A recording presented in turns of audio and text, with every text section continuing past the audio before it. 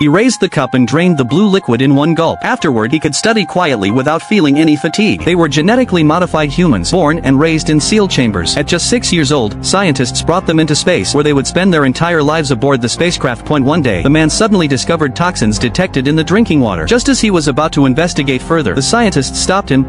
It'd be toxic for a plant. I don't rely solely on water, but you're stronger than that. The meticulous man became curious. He wanted to access the relevant data but was told he lacked the necessary permissions. So, he called his friend and sneaked into the library at night. The blue liquid they drank daily was actually a drug. It suppressed instinctual desires and reduced adolescent impulses, but it also had a side effect. It robbed people of the ability to feel pleasure. Decreased pleasure response? I want increased pleasure. The man secretly poured out the liquid. Sure enough, he felt pleasure, but he struggled to suppress his primal urges and developed desire for the woman. Watching her rising and falling pulse, he slowly moved his hand closer. She gave him a look of contempt and turned her head away, having experienced skin contact. The man now stared at her incessantly. His friend, too, developed an interest in her, growing bolder. He grabbed her arm, intending to engage further, only to be ruthlessly stopped by the scientist. Easy with the hands, you know the rules.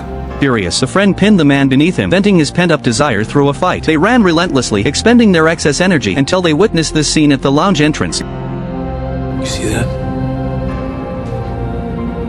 He can touch her, but I can't. Consumed by jealousy, the friend secretly sought out the woman again. Finding her alone, he placed his hand on her shoulder. When she offered no resistance, he slid his arm around her waist and pulled her tightly against his chest. Only then did the woman struggle. The scientist rushed over and shoved the friend away. Zach, what are you doing? Without a word, the friend turned and fled. The scientist was bewildered but had no time to dwell on it. The spaceship's communication system had malfunctioned, cutting off contact with Earth. The scientist prepared to exit the cabin to inspect and attempt repairs. He and the man donned spacesuits, opened the hatch, and leapt into space. Just as they were about to repair the circuitry, an accident suddenly occurred.